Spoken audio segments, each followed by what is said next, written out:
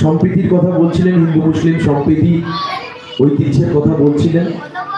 ভারতবর্ষ এমন একটা দেশ, বিশেষ করে ভারতবর্ষের অঙ্গরাজ্য হিসেবে পশ্চিমবঙ্গ এমন একটি রাজ্য যেখানে ভারতবর্ষের মধ্যে যে বৈচিত্র্যের মধ্যে ঐক্য, যেটা ভারতবর্ষের একটা বিশেষতা, সেটাকে পশ্চিমবঙ্গের সব থেকে বেশিভাবে পরিলক্ষিত করা যায়।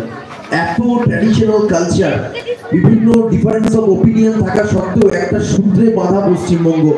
এখানে হিন্দু, মুসলিম, শিখ, সাঁই সবাই, বৌদ্ধ, জৈন একসঙ্গে থাকেন। কলকাতা শহর একটা ছোটখাটো, গোটা পৃথিবীর একটা ছোট রেপ্লিকা। মানে সেখানে কোন ধর্মের মানুষরা নেই, সেখানে মুসলিম সম্প্রদায়ের মানুষরা, হিন্দু সম্প্রদায়ের মানুষরা, আমাদের পুরো বাংলা ভাষাভাষী মানুষরা, নন বেঙ্গলি মানুষরা, আমাদের চাইনিজরা, মানে টোটাল ধর্ম বর্ণ সেটা ন্যাশনাল লেভেল গন্ডি পেরিয়ে ইন্টারন্যাশনাল একটা সংস্করণ এই পশ্চিমবঙ্গের মধ্যে তুলে ধরা হয়েছে।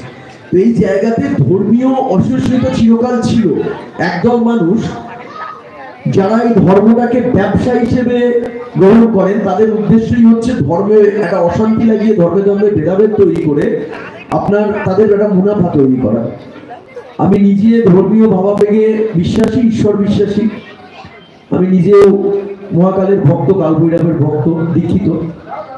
কিন্তু আমি উগ্র মৌলবাদ যে কোনো ধর্মের, সেটা উগ্র হিন্দুত্ব হতে পারে, সেটা উগ্র মুসলিম ধর্মাবলম্বী মানুষের মধ্যে মৌলবাদ হতে পারে, আমি যে কোনো উগ্র ধর্মীয়বাদের সম্পূর্ণ রকম বিরোধী এবং যে কোনো রকম কুসংস্কারের সম্পূর্ণ রকম বিরোধী। কারণ আপনাদের মনে যখনই কুসংস্কারের সৃষ্টি হবে, ভগবানকে বা আল্লাহকে ভয়ের জায়গা যখন তৈরি হবে, যে আমি না করলে আমাকে মা বা আমার যে বাবা বলছেন সেই পাপ দিয়ে দেবে। অ্যাকচুয়ালি ভগবান বা ঈশ্বর বা যিনি সৃষ্টিকর্তা, বা আমরা যাকে সনাতন ধর্মে পরম ব্রহ্ম বলি, তিনি কাউকে পাপ দেন না, তিনি কারো ক্ষতি চান না। প্রত্যেকেই প্রকৃতির তার সন্তান।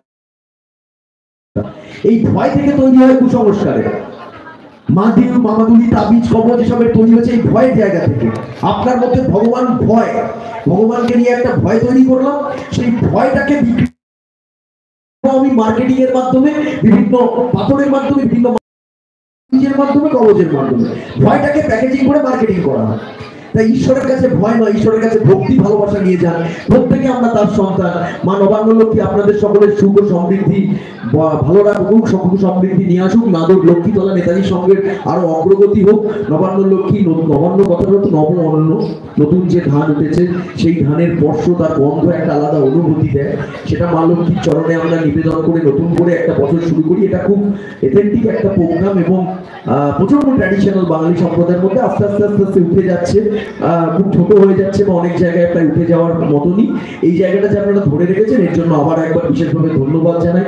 আমাদের মধ্যে নাপুজ আছে, সবাই আছে এখানে, সবাইকেই আমি ধন্যবাদ জানাচ্ছি। বিশেষ করে নাদুর লক্ষ্মীতলা নেতাজি সঙ্গের সবাইকে আমি ধন্যবাদ, শুভেচ্ছা, অভিনন্দন জানিয়ে বক্তব্য শেষ করছি। সকলে খুব ভালো থাকবেন, আবার পরের বছর দেখা হবে। ধন্যবাদ, অসংখ্য ধন্যবাদ, অসংখ্য ধন্যবাদ। এরপর আমাদের প্রধান অতিথি স্যারকে কিছু বলার জন্য অনুরোধ করব। ধন্যবাদ। আজকে অনুষ্ঠানের সঞ্চালক, আজকে নবান্ন উৎসব উপলক্ষে নাদুর লক্ষ্মীতলায় যে নবান্ন লক্ষ্মী পূজা এবং